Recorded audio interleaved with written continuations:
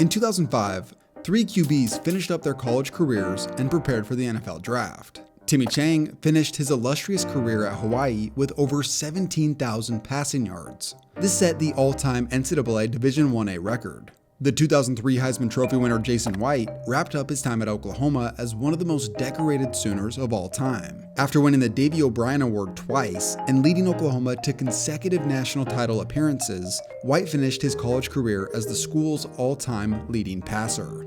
Lastly, we have Matt Cassel, who never started a single game at USC and didn't have a single collegiate touchdown. Now, of these three, only one of them went on to be selected in the 2005 NFL Draft. And I think you know where I'm going with this.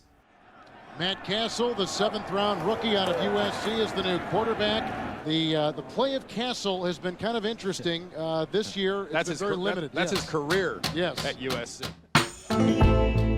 There are a number of traits that are important when looking for an NFL quarterback, but perhaps the most sought after is physical traits. In preparation for the 1979 NFL Draft, NFL coaches flew out to relatively unknown Morehead State to watch a quarterback who put up mediocre stats for a small school that lost a lot more than they won. Why?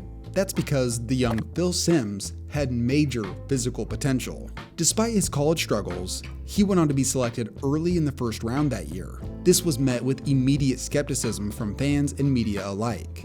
But in the end, it eventually worked out. Simms went on to become a 2-time Super Bowl champion. Now, even though Simms wasn't spectacular in college, at least he started multiple years.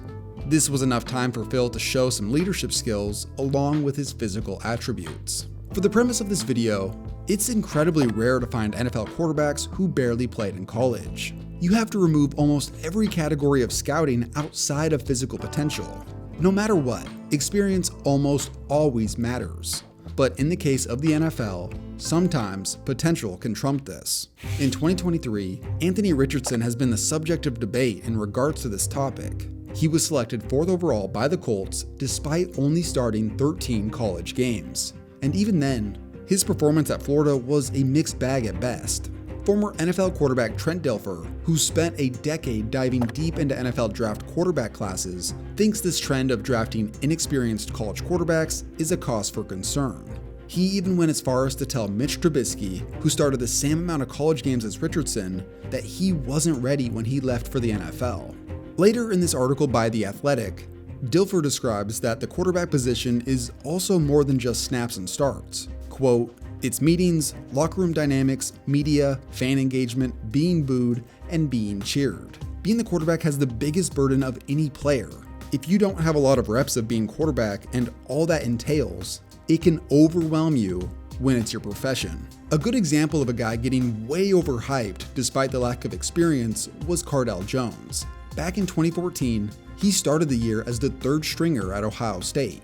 Then this dude went on the most improbable 3.5-game run, leading Ohio State to a national championship victory. Scouts immediately gawked at the sight of this 6'5", 250-pound tank, trucking Bama defenders in the open field and hitting deep bombs down the sidelines. This resulted in some NFL executives giving Cardale draft grades as high as a top 10 or 15 pick in the upcoming draft. Cardale literally had a press conference to announce that he was coming back to school instead of going to the NFL, despite only starting 3 games. The following year, the hype died down a bit and Cardale went in the 4th round to Buffalo. This was still mostly off his potential, and when he got to the NFL, he only appeared in 1 game before finding himself out of the league. Now, for the rest of this video's focus, I only have 2 names to discuss in more depth, and neither of them were high draft picks due to the complete lack of playing time they had in college. The first we'll talk about is Brad Johnson. Arriving at Florida State in 1987, the 6'4" Brad Johnson was a member of both the basketball and football team. Johnson played on the basketball team until 1989, then decided at that point it would be best if he focused on football. Throughout his first 3 years, Johnson was the 3rd-string quarterback and served as the team's placeholder on kicks. Then entering his 4th year on campus, which was his redshirt junior season, Johnson had finally won the starting quarterback job. But after just 6 games, he was benched following back-to-back losses. With the backup Casey Weldon, the team did not lose another game in 1990. Being benched is tough for everybody, no matter the circumstances, especially when you waited 4 years for your opportunity, only to go back to the sidelines. What was interesting was Johnson didn't necessarily play that bad. The coaches just wanted to get a spark going offensively, and the other quarterback just started balling out. One cool thing that did come from this, though, was somehow Brad had a buddy who ran into Larry Bird, and after his friend told Larry Bird about Brad Johnson's situation at FSU, Bird wrote him a letter offering him some words of encouragement. This gave Johnson a boost of confidence, but it didn't result in him getting more playing time. During his final year in college, Johnson rode the bench all but one game, capping off his 5 seasons at FSU with 7 total starts. The real issue for Brad wasn't his level of play. Rather, the other quarterbacks there were just really good. The guy who took over for him, Casey Weldon, ended up finishing as the Heisman runner-up in 1991. Scouts and coaches recognized this, and in the 9th round of 1992, essentially as an undrafted free agent by today's standards, Brad Johnson was selected. And my dad and I were sitting in my dorm room, and it came across the ticker. My dad he got excited. I'm like, what happened? What happened? And he said, Brad, I think you just got drafted. I said, what? We waited another minute for the ticker to come through. Seen as a low-risk, high-potential player, Brad Johnson served as the Vikings' third stringer in 1992 and 1993. He was promoted to backup behind Warren Moon in 1994, where he played his first career NFL snaps. In 4 years, Brad Johnson managed to do enough to stay on the roster, but that was about it. It was in 1995 when he decided to go overseas during the spring and play in the World League. He credits his later successes to this move. Puts it up in the air, he's looking for Larry Wallace, he's got him, touchdown. In 1996, Brad Johnson got his first opportunity to start for the Vikings in relief of the injured Warren Moon, and he quickly proved why he deserved to be there. Johnson, touchdown to Chris Carter. In just that one season, Johnson had started more games in the NFL than he ever did in college. In 1997, the Vikings named him the starting quarterback moving forward. What Brad Johnson had accomplished to that point was truly rare. About as rare as completing a pass to yourself for a touchdown. 3rd and goal. Johnson pulls it down. Johnson trying to get in there. Johnson for the end zone. Touchdown.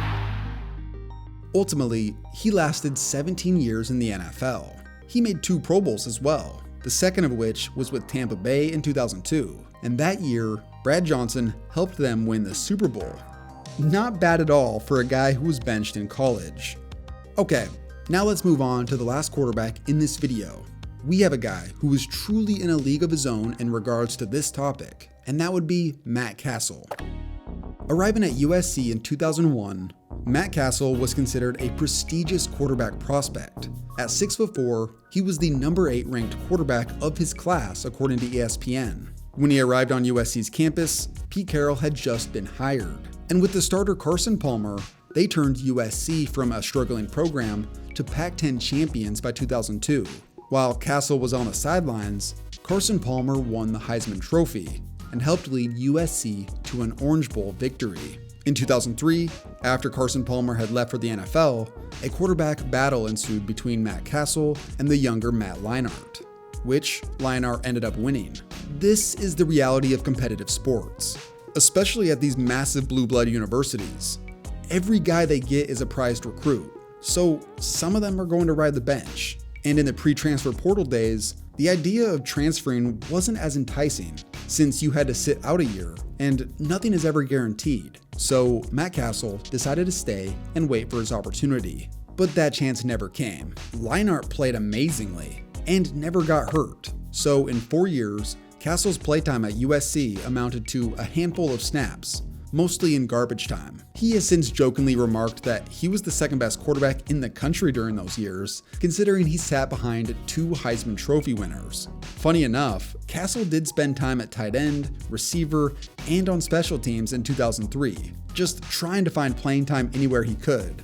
Now, following his college career, he asked the coaches if he could be allowed to work out at the 2005 USC Pro Day. At first, they questioned why he was doing it, but they allowed it. But nonetheless, I said, the hell with all of it. I'm going to get myself ready. I'll tell you what, the Cassel Cannon was out on full display, baby. I didn't miss but one throw that day. One of his college coaches, Norm Chow, had left USC to become the offensive coordinator for the Tennessee Titans. Because he had worked so closely with Cassel, he was considering bringing him in as an undrafted free agent. But to the surprise of Chow, he learned that the Patriots had drafted him in the 7th round. Pretty wild to think that Cassel backed up the best college quarterbacks, and now after not starting a single college game, was going to back up one of the best NFL quarterbacks. But nothing was guaranteed, and he still had to make the team. And after beating out veterans Chris Redman and Rohan Davey in training camp, Cassel made the Patriots roster in 2005 as the team's 3rd stringer. Funny enough, Matt Cassel not only saw playtime as a rookie, but he also threw 2 touchdowns in the team's final regular season game. In just his 2nd appearance in an NFL game, this dude had more touchdowns in the pros than his entire college career. He would go on to be Brady's backup for the next few seasons, until 2008, when everything changed. After the Patriots had the greatest regular season by a team that we had ever seen, MVP Tom Brady tore his ACL in the preseason and was ruled out for the entirety of 2008. This meant the keys to one of the most prolific offenses ever assembled were being handed to a guy who hadn't started a game since high school. That's absolute madness. In Brady's place, Cassel certainly didn't play at the same level, but he did decent, going 10-5 as a starter with 21 touchdowns to 11 interceptions. This was enough for some teams to reach out for a trade, and Cassel was sent to Kansas City once Brady returned. Now, most people don't see Cassel as a special NFL quarterback. In fact, he's been clowned on at times. When they absolutely have to throw the ball, he can throw it out there and complete a pass every once in a while. But they're not winning games with the passing game. Come at me, bro.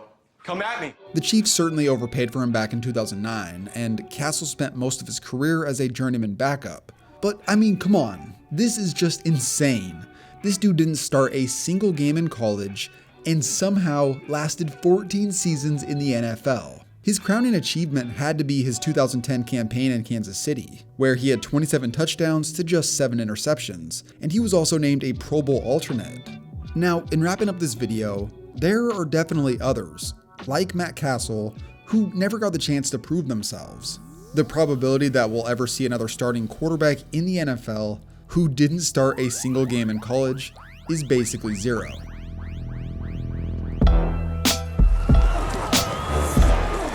Cassel pulls it down, takes off, inside the 5, he does!